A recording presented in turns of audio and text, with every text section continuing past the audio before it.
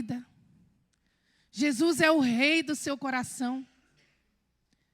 Jesus é o Senhor da sua vida. Porque o que é um rei, irmãos? Um rei é alguém que tem governo sobre um reino. Um rei é alguém que tem um poder absoluto. Nós vivemos num tempo em que, à nossa volta, há algumas nações que têm reis, mas não governam. São reis que têm mais uma posição diplomática do que de governo. Em muitas nações, especialmente da Europa, há muitos reis, mas quem governa são os primeiros ministros. Mas Jesus, ele não é um rei assim. Jesus, ele é um rei que governa. E se Jesus, ele é o rei da nossa vida, ele também é o Senhor do nosso coração.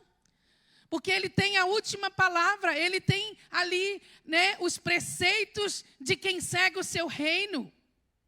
Estão todos ali.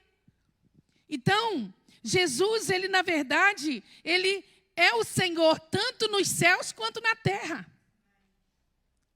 Jesus disse: todo o poder, toda a autoridade me foi dada no céu e na terra.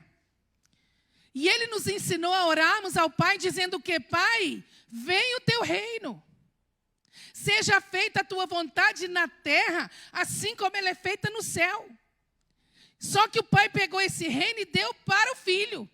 Então é o reino do Filho, do seu amor. Então, quando nós temos essa convicção que Jesus, ele é o Rei e Senhor da nossa vida, do nosso coração, nós nos submetemos completamente ao seu senhorio. E eu quero perguntar para você: você se lembra como foi a sua conversão? É tão bom nós pararmos muitas vezes para pensarmos como o Senhor nos resgatou.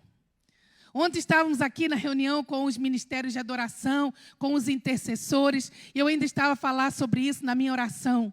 Jesus, nós te adoramos, não porque tu és bom, não porque tu és bondoso, não porque tu tens tantas bênçãos a nos dar, mas simplesmente porque tu és o nosso Salvador.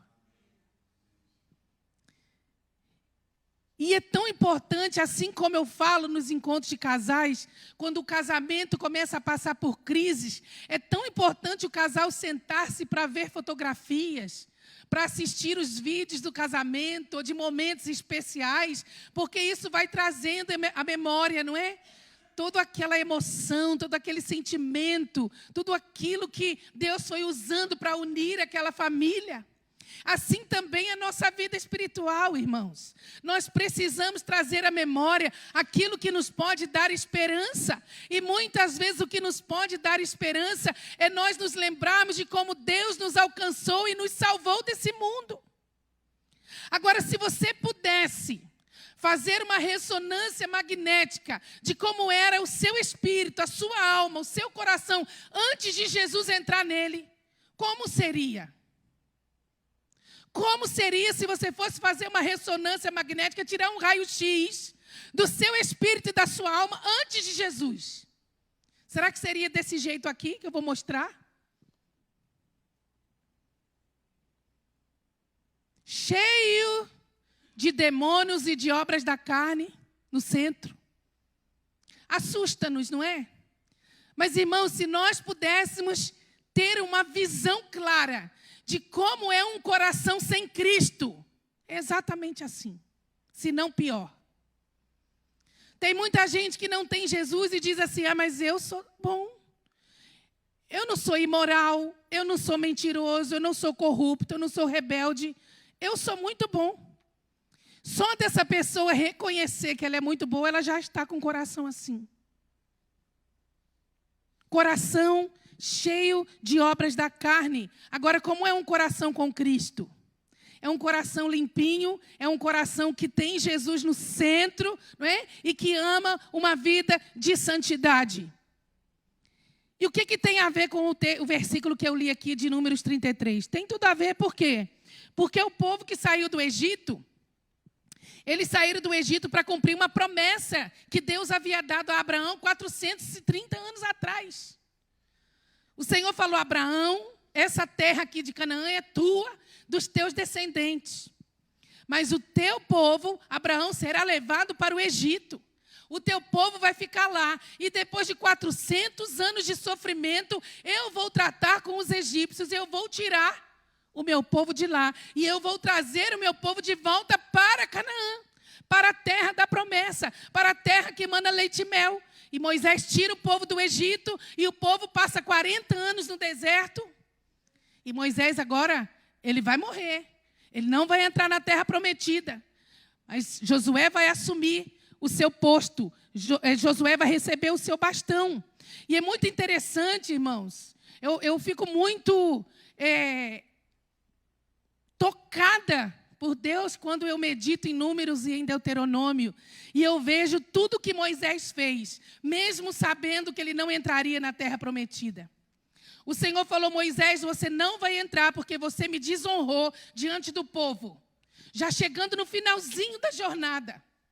Moisés, ao invés de falar a rocha para dela sair água, ele bateu na rocha com raiva. Ele estava irado. Sua irmã Miriam havia morrido. Ele estava vivendo luto. E o povo murmurando. Moisés já tinha 120 anos. E ele feriu a rocha com raiva. E Deus disse que era para falar a rocha e não bater. Porque aquela rocha simbolizava Cristo. Se você ler Paulo, capítulo 1 Coríntios 4, você vai ver Paulo falando que aquela rocha que seguia aquele povo pelo deserto era Cristo. Então ali era o simbolismo da primeira vinda de Cristo. A primeira pedra, a primeira rocha em que Moisés olhou e bateu, simbolizava a primeira vinda de Cristo. E na primeira vinda, Cristo seria o quê? Ferido, sofreria. Mas a segunda pedra, que representa a segunda vinda de Cristo, ele já não vem mais para sofrer, ele já não vem mais para ser o homem de dores experimentado nos trabalhos. Agora ele vem, irmãos, como vencedor para estabelecer o seu reino físico sobre todas as nações da terra. E quando Moisés bateu e feriu aquela rocha, ele estava desonrando a pessoa do próprio Jesus. E aí o pai disse: Moisés, por causa disso, você não vai entrar na terra prometida. Você vai ver a terra de longe, você vai subir no Monte Pisga e você vai ver toda a campina do Jordão, você vai ver Jericó, você vai ver o Mar Morto, mas você não vai entrar. E uma coisa muito importante é que mesmo Moisés, sabendo que ele não ia entrar, ele preparou tudinho para que Josué tivesse uma liderança abençoada. E nós vemos aqui em Deuteronômio 31, diz assim: depois foi Moisés e falou estas palavras a todo Israel e disse-lhes: da idade de 120 anos sou eu hoje. Já não poderei mais sair e entrar. Além disso, o Senhor me disse: não passarás o Jordão. O Senhor teu Deus, Israel, passará diante de ti. Ele destruirá estas nações de diante de ti para que as possuas.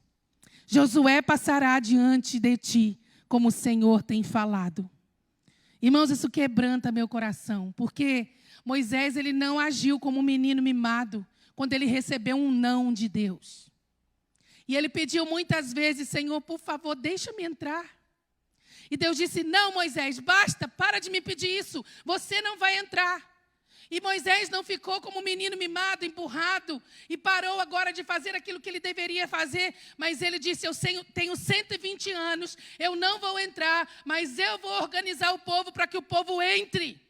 Moisés fez aquele povo sonhar com a terra que Deus lhes estava a dar. Moisés, ele preparou aquela geração para entrar em Canaã e amar Canaã. Que poderoso, um homem honrado. A Bíblia diz que Moisés foi fiel em toda a casa de Deus, irmãos. Isso é tremendo, é uma inspiração para nós. E nós muitas vezes ouvimos um não de Deus e nós paramos como meninos mimados. Quando na verdade o não de Deus é uma proteção para a nossa própria vida, não é? E a minha oração é que, assim como Moisés, ele preparou uma geração para conquistar a terra, para entrar no repouso do Senhor. Que o Senhor também me ajude a ser fiel em toda a sua casa, para preparar um povo para se encontrar com o Senhor. Porque aqui não é nosso descanso, irmãos. O Egito não era o descanso do povo de Israel. O deserto não era o descanso do povo de Israel. Assim como nós, aqui nessa vida presente, não é nosso descanso. A palavra diz que resta ainda um repouso para o povo de Deus. Deus está preparando um repouso para nós, uma terra prometida.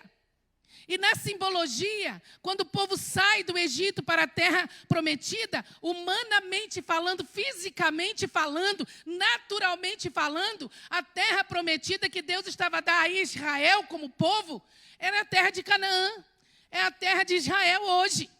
Agora, nós como noiva do Cordeiro, qual é a terra que o Senhor está preparando para nós? A noiva do Cordeiro, que é a junção da igreja e do Israel salvo, formando a noiva do Senhor.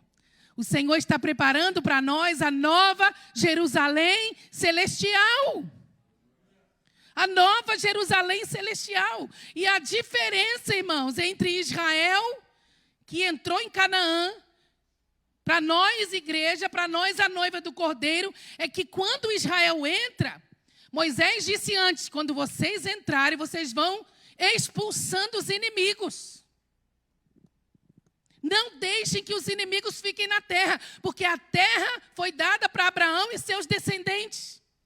Só que durante o tempo em que o povo ficou cativo no Egito, então os povos invadiram Canaã, invadiram as cidades, e muitas cidadezinhas tinham seus próprios reis, eram cidades autônomas. Mas Moisés alertou o povo, vocês vão entrando, não deixem ficar os povos pagãos. Não deixem ficar os povos pagãos, porque vai ser perigoso para vocês. A diferença é que nós, não é assim. Nós temos que expulsar os inimigos antes de nós chegarmos lá.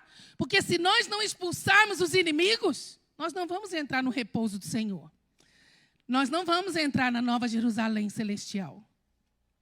E quais eram, irmãos, os inimigos que viviam em Canaã na época em que os israelitas chegaram lá? A Bíblia fala que eram muitos povos. Os cananeus, os heteus, os amorreus, os ferezeus, os heveus, os jebuseus, os girgazeus, os filisteus e muitos outros eus. Muitos outros povos estavam lá. E nós? Quais são os inimigos que têm habitado ainda a terra da nossa vida? Porque, infelizmente, a Bíblia diz que Israel entrou, mas não expulsou todos os inimigos. Israel entrou em Canaã, mas permitiu que ficassem muitos povos pagãos. E eles começaram a conviver com esses povos. E sabe, o pior não foi que Israel estava no meio desses povos, mas foi que Israel começou a se corromper com os seus costumes e com o seu paganismo. Alguém uma vez disse que o problema não é, o que afunda um barco não é o barco estar na água, mas é a água estar no barco. O que afunda a vida de um crente não é ele estar com outras pessoas nesse mundo, porque o próprio apóstolo Paulo disse, olha, se vocês não conviverem mais com os devassos, com os corruptos, com os mentirosos, assim necessário vos seria tirar logo do mundo. Mas não é possível, nós temos de conviver. E o problema não é convivermos, o problema é deixar que as influências entrem na nossa vida. Foi o que aconteceu aqui com Israel, não é? Eles deixaram se corromper pelos costumes dos pagãos em Israel, na terra prometida. E o que Deus tem para nós, irmãos, é o mesmo princípio. O Senhor, em sua palavra, Ele diz, você quer se encontrar comigo? Seja puro de coração. Jesus disse, bem-aventurados os puros de coração, porque eles verão a Deus. Em Hebreus diz o quê? Buscai a paz com todos e a santificação, sem a qual ninguém verá o Senhor. Sem a qual ninguém verá o Senhor. E lá na terra prometida, chega lá o povo de Deus e tem de conviver com aqueles eus todos, com os inimigos todos.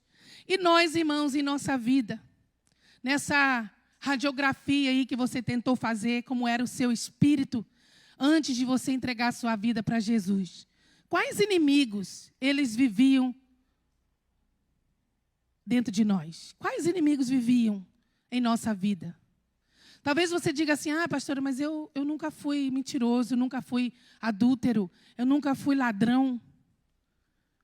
Mas quantas vezes, irmãos, nós somos irados, não perdoamos, somos incrédulos, somos orgulhosos. E lá em 1 Coríntios tem uma lista desses inimigos que habitavam a nossa terra espiritual, que é o nosso coração, antes de nós virmos a Jesus. Diz assim, vocês não sabem que os perversos não herdarão o reino de Deus? Eu vou parafrasear aqui. Vocês não sabem que os perversos não entrarão na terra prometida? Não se deixem enganar, nem os imorais, nem idólatras, nem adúlteros, nem homossexuais passivos ou ativos, nem ladrões, nem avarentos, nem alcoólatras, nem caluniadores, nem trapaceiros herdarão o reino de Deus. Olha quantos inimigos.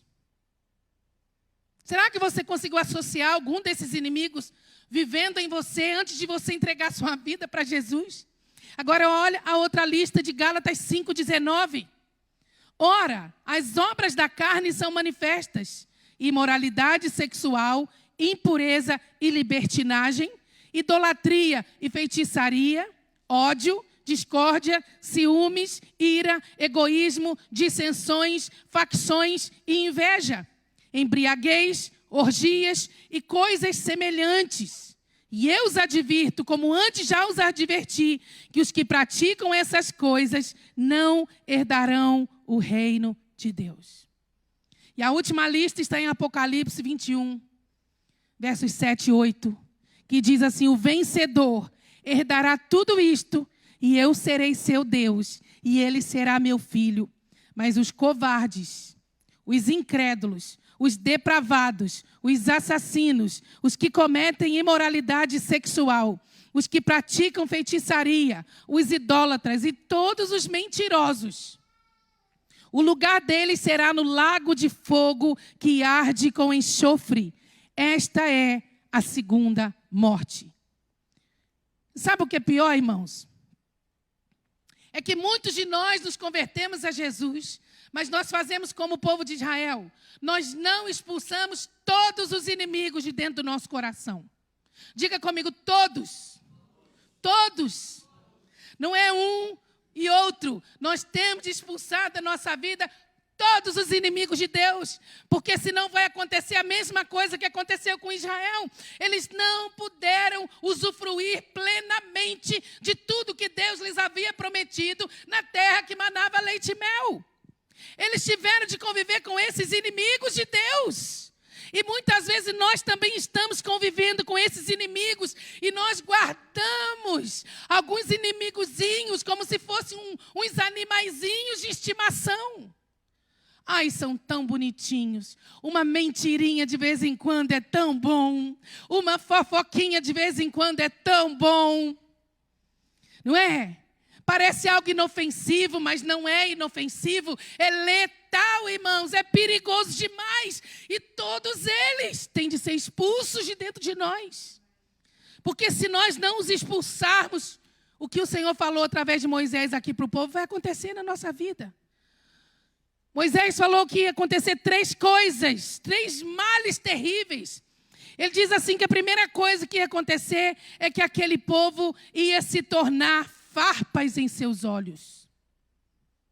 Se, contudo, vocês não expulsarem os habitantes da terra, aqueles que vocês permitirem ficar, se tornarão farpas em seus olhos.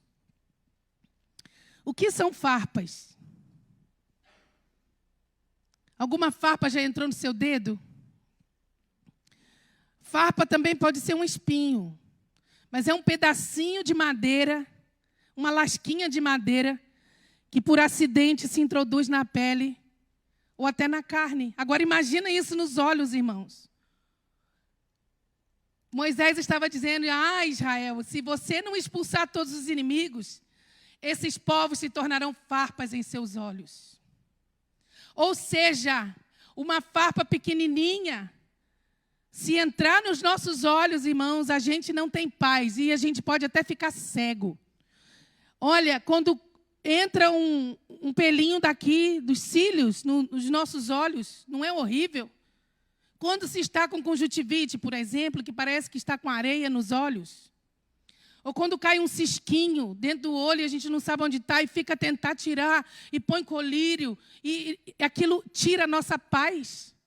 Agora imagina uma farpa introduzida no nosso olho. É isso que Moisés estava dizendo. Esse povo vai se tornar farpas em vossos olhos. Ou seja, as farpas, elas nos impedem de nós vermos com clareza. Vão minando a nossa visão. Quando nós deixamos que inimigos, eles fiquem em nossa vida, mesmo depois de nós termos nos convertido, nós vamos ter parte da nossa visão, irmãos, escurecida. É por isso que tem muito crente em Jesus que vive de forma natural, de forma até carnal, de forma até ímpia. Porque não está expulsando os inimigos, as obras da carne. Os demônios ainda estão ali agindo na vida daquela pessoa e ela não consegue ver as coisas de Deus com clareza. Ontem eu estava a ministrar aqui sobre a nuvem que veio sobre Israel. Quantas pessoas não veem a nuvem parada sobre nós e dizem assim, vocês já deveriam estar avançando mais, vocês já deveriam ter corrido mais, 23 anos já era para estar mais longe. Mas se nós sairmos da nuvem, nós estamos sem proteção. A palavra do Senhor diz que aquele povo que não gostou de Israel ter ficado parado em Cádiz Barnea por 38 anos, e eles se arregimentaram para voltarem para o Egito, ou para chegar mais rápido na terra prometida, morreram. Porque saíram fora da proteção de Deus. Nós só nos movemos quando a nuvem de Deus se move. Mas quem não tem visão não consegue ver a nuvem, então vai fazendo as coisas por si mesmo. Temos de expulsar os inimigos, irmãos. Quais são as obras da carne que estão vivendo em nós ainda? Outro dia uma irmã disse assim, estou namorando. Arrumei um namorado. E aí a gente fica assim, será que isso é bom ou é mal? Porque todo namorado que a irmã arruma, ela dorme com ele. E tomara que esse seja um homem de Deus que vai entender que tem de respeitá-la e tem de se casar. Para dormir junto tem que se casar. E aí você vai falar com a irmã, a irmã vai entrar em disciplina porque a irmã está dormindo com um homem sem ser casada. Ué, mas eu não sabia que eu ia entrar em disciplina se eu dormisse sem ser casada? Ué, mas você não participa da escola dominical, você não vai na célula, você não lê a Bíblia. Que prática de vida cristã você está tendo na sua vida? Você acha que ser cristão é só vir na igreja e ler o Salmo 91 e vai embora para casa e está tudo bem? E as doutrinas sobre a santificação do nosso corpo, irmãos? Fornicação. Aqui a palavra do Senhor está dizendo que os imorais não herdarão o reino de Deus. Mas tem muita gente que está dentro da igreja, mas está praticando obras da carne. São inimigos que nós temos de expulsar da nossa vida. Porque esses inimigos vão nos privar de entrarmos no repouso que o Senhor está preparando para nós. Eles vão nos cegar. E é como essa irmã está cega. Está cega. As pessoas pensam só nesse presente momento e elas não pensam que um dia vão prestar contas a Deus. Vícios, pornografia. Nunca os casamentos foram tão bombardeados com a pornografia como tem sido em nossos dias, irmãos. Mas não tem nada demais. É porque tem farpas nos olhos, nós estamos já sendo contaminados com os costumes dos pagãos que estão à nossa volta. Já estamos deixando a água entrar no nosso barco e muitos estão afundando. E tantas outras coisas que nós temos que pedir ao Espírito Santo para sondar-nos. Espírito Santo, sonda-me, vê se eu sou um mau filho, vê se eu sou rebelde, vê se eu sou desobediente. Espírito Santo, eu não quero abrigar dentro de mim nenhum inimigo de Deus. Porque eu sei que o Senhor está preparando um repouso para mim. E eu quero tirar de mim tudo o que me faz mal. Falar como Davi: Senhor, sonda-me. Conhece o meu coração. Prova-me. Conhece os meus pensamentos. Vê se há em mim algo que te ofende. E guia-me pelo caminho eterno. Nós temos de fazer essa oração todos os dias. Senhor, vê se há em minha conduta algo que te ofende. Vê se há em minha conduta algum inimigo teu, Senhor, convivendo comigo. Irmãos, vamos jogar fora, tirar de nós todo o pecado de estimação. Nós não podemos guardar nenhum, porque eles vão tirar nossa paz. Eles vão tirar nossa visão. Vamos pedir: Senhor, abra os olhos do meu entendimento. Senhor, eu quero viver uma vida de santidade. Irmãos, por que você acha que na mitra lá do sacerdote estava escrito santidade ao Senhor e tinha que ser colocado na testa? Você acha que santidade ao Senhor era para estar aqui para toda a gente ver? Não! Mas era para guardar os pensamentos, era para sondar e guardar as motivações, as intenções. O próprio Jesus disse: se os teus olhos forem bons, todo o teu corpo terá luz.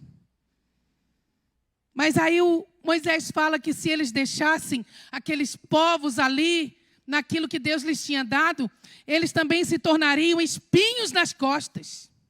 Diga assim comigo: misericórdia. Esses espinhos nas costas, tem uma tradução que fala aguilhões nas costas.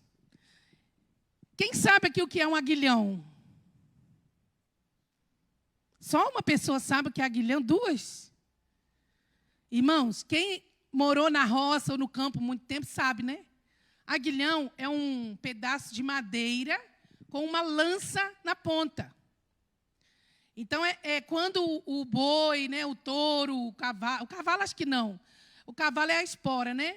Mas quando o animal ele está recalcitrando, ou seja, ele, em vez de ele ir para frente, ele está teimando em ir para trás, usa-se aquele aguilhão para cutucar, para espetar ele. E aí ele vai sair do lugar e vai cumprir o seu propósito, né?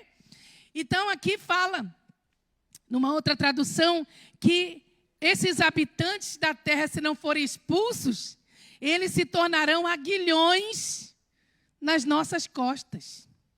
Espinhos nas nossas costas.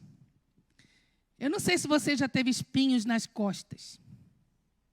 Eu já. Tu lembras, não é, Augusta? Irmãos, a Augusta ela é boazinha assim, mas às vezes ela faz umas coisas muito mais. E nós fomos no retiro de Ministério de Louvor, lá na Rábida, né? Tem lá um monastério que está desativado e o padre gostava de emprestar para as igrejas e nós fomos para lá. E logo de frente, assim, um lugar lindíssimo, porque dá para ver o mar. A Augusta disse assim: ai, vamos lá. Lá no meio do mato tem aqueles, como é que chama? Figos da Índia. Vamos lá pegar. E ela depois ia cortar, ia dar para a gente comer e tal. Só que ela não avisou dos perigos. E eu fui, né? Fui lá, toda feliz da vida, aventureira. E aí tinha um banquinho de pedra de frente para aqueles figos da Índia e eu deito-me no banco. Mas o banco estava cheio de espinhos dos figos da Índia. Tu que colocaste os espinhos? Agora que ela conta que ela fez, irmão, pior ainda, mas eu te perdoo em nome de Jesus. Que eu quero entrar no repouso. Ela disse que ela limpou todos os figos da Índia e colocou em cima do banco onde eu deitei depois. E ela viu eu deitar e não falou nada. E eu levanto e falo: ai, meu Deus, o que está acontecendo, irmãos? Eu acho que aquilo tem vida própria. Porque vai entrando pela roupa e vai lá na derme, na epiderme, vai lá na carne da gente. E eu fiquei cheia, dos pés à cabeça, literalmente, desses espinhos. E aquilo tirou a minha paz, aquele retiro todo. Eu não conseguia orar, eu não conseguia adorar a Deus, porque eu estava cheia de dores. E esses espinhos nas costas, ou esses aguilhões, eles falam de quê? De insegurança, de traições. Eles falam de deslealdade, eles falam de incredulidade. Quando nós permitimos inimigos de Deus em nossa vida, obras da carne em nossa vida, nós estamos sempre pisando, irmãos, em lugares sem segurança. Nós nunca sabemos o que vem na nossa retaguarda. Nós estamos sempre achando que estão conspirando contra nós. Nós estamos achando que tem sempre alguém querendo nos fazer mal. Porque nós não temos plenamente segurança no Senhor. E quando nós estamos junto com os povos pagãos, ou com, não é, esses inimigos aí que eu li, essas listas das obras da carne, eles estão nos cutucando como esses aguilhões estão nos ferindo. E nós não estamos vendo que muitas vezes nós estamos sangrando. E mesmo sangrando, não fazemos uma autoavaliação diante de Deus para tomarmos uma atitude e expulsarmos esses inimigos da nossa vida. Nós estamos sempre achando que as pessoas são desleais. Nós não confiamos em ninguém. E é terrível quando nós não confiamos em ninguém, especialmente quando nós já fomos traídos, quando nós já fomos frustrados. E a própria palavra do Senhor diz que como um pé deslocado e um dente quebrado, assim é a confiança do desleal no dia da angústia. Então nós não temos paz, nós não temos sossego. E quando nós vamos vendo, estamos ali junto com aqueles inimigos, nós estamos tão cegados com farpas nos olhos, que os espinhos nas costas são quase nada. E quando nós vemos, nós já estamos andando no conselho dos ímpios. Nós já estamos caminhando, irmãos, com os pecadores. Nós já estamos assentados na roda dos escarnecedores, como diz o Salmo 1. E vamos vivendo uma vida assim, sem nos dar conta de que no reino de Deus não pode entrar pecado. No reino de Deus não pode entrar obra da carne. No repouso que Deus tem preparado para nós, não pode entrar pecado. E sabe, irmãos, muitas vezes nós estamos comendo pão de dores todos os dias. Porque nós estamos convivendo com costumes que Deus não tem mais para nós. Deus olhou para Israel e disse: Israel, você é meu povo.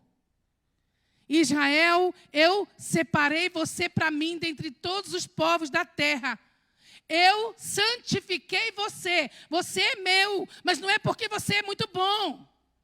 E eu amo, irmãos, o que o Senhor fala para Israel lá em Deuteronômio 7. O Senhor não se afeiçoou a vocês, nem os escolheu por serem mais numerosos do que os outros povos, pois vocês eram o menor de todos os povos. Mas foi porque o Senhor os amou. Deus escolheu você não porque você é bom, não porque você tem qualidades, mas porque o Senhor simplesmente o ama. E o Senhor falou lá também: antes o Senhor teu Deus trocou em bênção a maldição, porquanto o Senhor teu Deus te amava. Mas o amor de Deus, irmãos, não é liberdade para nós convivermos com os seus inimigos. Inimigo de Deus é meu inimigo. Inimigo de Deus é meu inimigo. Obras da carne são inimigas de Deus. Espíritos malignos são inimigos de Deus. Vamos tirar da nossa vida. E nós vamos prosperar. E nós vamos avançar. Porque o Senhor será a nossa retaguarda fiel. Nós precisamos de uma retaguarda fiel para nos proteger desses espinhos, desses aguilhões. Isaías, ele declarou: aí sim, a sua luz irromperá como a alvorada e prontamente surgirá a sua cura. A sua retidão irá adiante de você e a glória do Senhor será a sua retaguarda. Quem é que deseja que a glória do Senhor seja a sua retaguarda? Levanta a sua mão direita bem alta e diga: a glória do Senhor será a minha retaguarda. Agora põe a mão nos seus olhos e diga: nessa manhã o Senhor vai pôr colírio nos meus olhos. Está lá em Apocalipse, Jesus dizendo: comprem colírio de mim, coloquem colírio porque vocês estão cegos. E nessa manhã o Senhor quer derramar colírio, tirar as farpas dos nossos olhos, tirar os espinhos das nossas costas, irmãos, sendo a nossa retaguarda fiel. E Moisés disse para eles: eu não vou com vocês, mas não deixem nenhum inimigo na terra. Porque se vocês deixarem, eles também trarão desajustes sociais.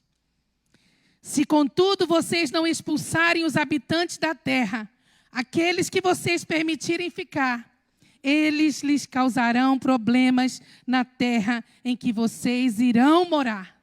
Meu Deus. Nós estamos vivendo nessa geração, irmãos. Ninguém se entende mais. A pior geração que já existiu na história é a nossa geração. A pior. Tanto que a igreja que está atenta acredita que essa é a última geração, que Jesus está voltando, porque os pecados dessa geração são piores do que os pecados da época de Noé, da época de Sodoma e Gomorra. A iniquidade está quase fazendo as taças da ira de Deus se entornarem, transbordarem. E quando nós deixamos esses inimigos continuarem em nós, uma mentirinha, um flertezinho com alguém que não deve, uma conversa no Messenger com uma pessoa que não é sua esposa, com um homem que não é seu marido, uma corrupçãozinha aqui. Você vai lá pagar a sua conta no supermercado, aí a senhora do caixa lhe dá um troco a mais. Ai, foi Deus que me abençoou. Olha como Deus é bom. Eu cantarei da bondade de Deus. Olha, Deus usou aquela moça para me dar dinheiro a mais. Aí você vai embora achando que é bênção de Deus. Eu estava conduzindo sem carta. Aí a polícia estava ali, o senhor agente. E eu passei e o Senhor me deu livramento. Como Deus é bom. Sabe, irmãos, os pecadinhos de estimação, eles são como um elefantezinho que nós deixamos na nossa cozinha. Você já viu um elefantezinho? Que coisa mais fofa. Dá vontade. Tu não queres que eu tenha um cãozinho, né, na nossa nova casa. Mas um elefantezinho é tão lindinho.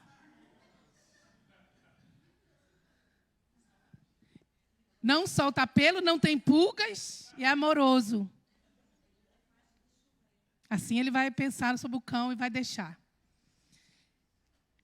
Aí você põe o elefantezinho na sua cozinha. Oh, que bonitinho. Olha como ele anda.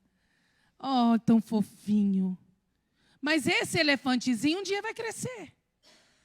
E você não vai conseguir mais tirá-lo da sua cozinha, a não ser que você parta as paredes. Muitas vezes nós estamos dando abrigo, irmãos, dentro de nós, nessa terra aqui, que é o nosso coração. Essa terra que está sendo preparada para se encontrar com o Senhor, para morar para sempre na nova Jerusalém celestial.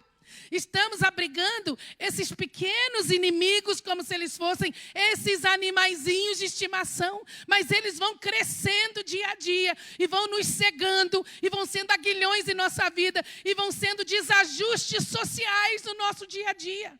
Não temos paz em família, não temos paz no trabalho, não temos paz na sociedade, não temos paz com os nossos governantes, não temos paz na igreja, não temos paz de forma nenhuma. Por quê? Nós estamos deixando em nós aquilo que Deus disse, lança fora, expulsa da sua vida. Não é Deus que vai fazer isso, é você que tem de fazer. Deus já deu a terra, mas quem tem de tirar de lá os inimigos é o povo. Deus faz o que ninguém faz, mas o que compete a nós, nós temos de fazer. Mandar tirar a pedra do túmulo de Lázaro, Jesus mandou. Mas ressuscitar Lázaro ninguém podia fazer. Então ele disse, Lázaro vem para fora. Lázaro sai todo atado. Aí Jesus falou, agora vocês tirem as ataduras dele. Porque o Senhor faz aquilo que lhe compete, aquilo que é milagre. Que nenhum homem pode fazer. Mas aquilo que nós temos de fazer, o Senhor não faz. Eu é que tenho de limpar a minha casa. Eu é que tenho de governar bem as minhas finanças. Eu é que tenho de ser sábia no Senhor para governar a minha vida, o meu dia a dia. Não é Deus que vai fazer isso por mim. Então eu tenho de tirar os inimigos, eu tenho que mandar embora, mesmo que pareça bonitinho, porque a Bíblia diz que Satanás ele se transfigura muitas vezes em anjos de luz. Nós fomos um dia fazer visita numa casa, não foi aqui em Portugal. Nós fomos ministrar fora e fomos numa casa de um dos irmãos, que eles tinham só uma filhinha. Quando nós entramos na sala, irmãos, tinha um unicórnio desse tamanho na sala. Lindo. Um peluche enorme. E eu olhei para aquilo e às vezes eu não consigo ficar quieta, porque eu sei que eu preciso alertar. Aí eu chamei o pai e disse assim, o pai e a mãe disseram assim, vocês sabem o que significa unicórnio? O unicórnio nunca existiu. É um animal mitológico. Mas hoje ele tem sido usado como um dos símbolos usados pelo movimento, né, LGBT. É mesmo, pastor? Você não está vendo que o unicórnio é afeminado? Que ele tem as cores rosinha claro, rosinha escuro e azulzinho e tal, misturando as cores rosa com azul. Você não está vendo? É verdade. Olha, deixa eu mostrar para você aqui na internet, olha só quantas coisas são feitas nesse mundo, né, de ideologia de gênero com o unicórnio. Aí eles chamaram a menininha. Filha, a pastora está falando que isso não é de Deus, por isso, por isso, por isso. A menina disse, pai, deita fora agora. Menina, criancinha. Os pais explicaram. São coisas que parecem, irmãos, inofensivas, mas são inimigos sutis habitando dentro de nós e dentro da nossa casa. Essa semana, minha sobrinha neta fez aniversário e teve uma festa toda de unicórnio. Porque as crianças gostam. Mas sabe o que acontece? Os pais não vão à escola bíblica, os pais não vão numa igreja séria que ensina a palavra, que ensina a doutrina. E eu disse para minha sobrinha, você sabe o que significa essa festa? Não, tia, minha filha gosta tanto. Tudo dela é de unicórnio, é roupa, é brinquedo e a festa também. Eu disse, mas quem manda na sua vida? É a sua filha ou você que manda nela? Por que você não procura estar numa igreja que conhece a palavra e vai ensinar a sua filha, vai livrar, vai proteger sua filha dessas influências? Aí amanhã, a criança muda completamente, não quer saber de Deus, não quer saber de Bíblia, não quer saber de religião. Aí a mãe fala assim, onde foi que eu errei? Aí eu tive de explicar para ela tudinho, para ela não fazer mais isso. E explicar, disse, explica a sua filha, ora com ela, quebra essa influência da vida dela, pede perdão para ela porque você não sabia, por isso você não a alertou. Outro dia, festa de uma criança crente, toda de Harry Potter, até a varinha mágica da feitiçaria a menina tinha na mão, a roupa do Harry Potter. O chapéu lá de mago do Harry Potter. Como que uma mãe acha que está fazendo bem para a sua filha? Uma criança que não sabe discernir o A do O. Uma criança que não sabe discernir a mão direita da mão esquerda. E os pais não se dão conta, irmãos, que estão trazendo coisas abomináveis para dentro das suas casas. Aí amanhã a criança vira uma bruxa, a criança vira uma feiticeira, a criança vira uma mãe de santo e a mãe diz, aonde foi que eu errei? E serve aqui um alerta, mensagem de domingo, mensagem pastoral. É o único dia que o pastor pode dar uma mensagem pastoral no domingo, que durante a semana nas células. Mas fica aqui um alerta pastoral, terça-feira é dia de carnaval. Ai, meu Deus, como é que eu vou fazer? Meu filho tem que ir para a escola. Não, seu filho não tem de ir para a escola. Tem uma lei que protege os pais. Você pode procurar essa lei depois do culto. Eu ou o pastor Eduardo lhe informamos. Você não tem de mandar seus filhos para a escola. No Halloween, no Carnaval, você é crente em Jesus, você não está deixando os costumes desse mundo entrarem na sua vida, na vida da sua família, na vida dos seus filhos. Ah, pastor, então assim, em vez de meu filho ir vestido de mago, de fada, eu vou colocar assim uma roupinha tipo soldado, policial, ou uma princesa. É a mesma coisa. Só está mudando ali a aparência, mas a essência é a mesma coisa, é o mesmo motivo. E a palavra do Senhor diz lá em Apocalipse, sai dela, povo meu, sai da Babilônia, povo meu, para que não te corrompas com seus costumes. Seus filhos têm que ser ensinados. A criança, quando é ensinada no temor do Senhor, a própria criança, ela vai dizer, eu não quero ir. Eu não quero ir. Eu não vou me vestir não vou vestir fantasia. Tanta gente aí, não é a fadinha para lá, a fadinha para cá, é a fada dos dentes, é a fada de não sei o quê. Fada é um demônio. Fada é um demônio. Ah, e os duendezinhos lá da Branca de Neve? Ai, que lindinho, né? Tudo bonitinho. Ai, tudo demônio. Tudo demônio. Quando você chegar em casa, vai lá no quarto do seu filho, da sua filha. Pede discernimento ao Espírito Santo de Deus. Pode ter custado 1.000 euros um brinquedo. Deita fora, quebra, parte. Porque se não é bom para você, para a sua família, não é bom para ninguém. Vamos tirar aquilo que é abominável da nossa casa, irmãos. Do nosso quarto. Vamos tirar aquilo que não presta. Crente não tem elefante lá virado com a parte traseira para a porta, para dar sorte. Crente não tem isso. Crente tem a palavra de Deus vivida. Não é aberta no Salmo 31, não. Não é aberta, cheia de poeira, não. O crente em Jesus, ele vive essa palavra. Ele come essa palavra e ele vive por ela. Nós estamos chegando a um tempo em que o justo vai viver pela fé. Você olha para um lado, meu Deus, está tudo corrompido. Meu Deus, está tudo uma desgraça. A palavra já dizia que nós vamos viver pela fé. E assim tem de ser. Vai causar desajustes na sua vida, na sua família. Lembra? Ló, vou terminar aqui com essa história. Ló, sobrinho de Abraão, muita gente junto. Abraão, olha, não dá para a gente continuar junto, você escolhe para onde você quer ir, porque nós temos muitos servos, muita família, muito gado. Aí Ló correu e olhou as campinas de Sodoma. Ai, pastos verdes, muita água, vou correr para lá. E levou sua família para lá.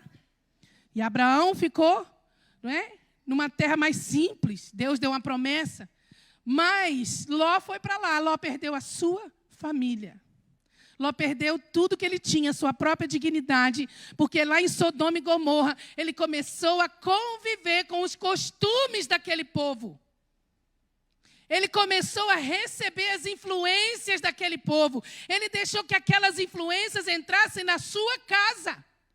Ou você acha que a mulher de Ló olhou para trás porque ela queria ver o fogo caindo do céu e destruindo as cidades? Não! Ela olhou para trás porque ela amava Sodoma e Gomorra. Ela amava aqueles costumes. Por isso Jesus disse assim, lembrai-vos da mulher de Ló. Porque se ela tivesse olhado só por curiosidade, Jesus não ia fazer disso um princípio espiritual. Aí Ló tem de sair correndo de lá.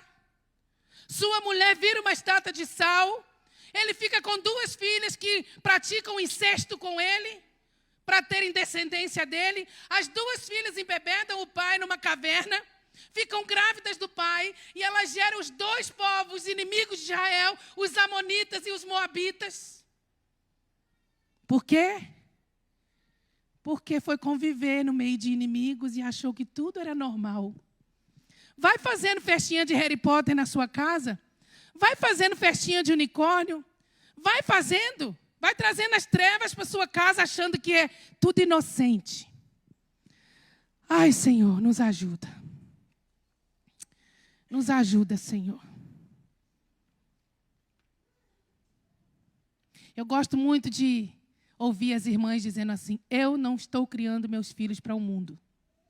Eu não estou criando meus filhos para o diabo. Eu estou criando meus filhos para o Senhor. Quando eu era menina, meu pai comprava sempre aqueles LPs, não sei se vocês lembram, os jovenzinhos não sabem o que é isso, né? Aqueles LPs de vinil. Tinha uma vitrola lá em casa e era tão bom. Papai ia lá, como fala aqui? Gira-discos, isso mesmo. Papai ia lá na livraria evangélica da cidade, comprava fiado com o irmão Reinaldo, um monte desses LPs, ia pagando aos poucos, para ver como ele gostava de ouvir aquelas canções. era só canções cristãs, que depois eles se converteram, né? Era só canções cristãs. E tinha um cantor que cantava com a esposa, chamava-se a dupla Jair e Osana. Alguém aqui é dessa época? Ninguém, gente. Ninguém lembra de Jair e Osana?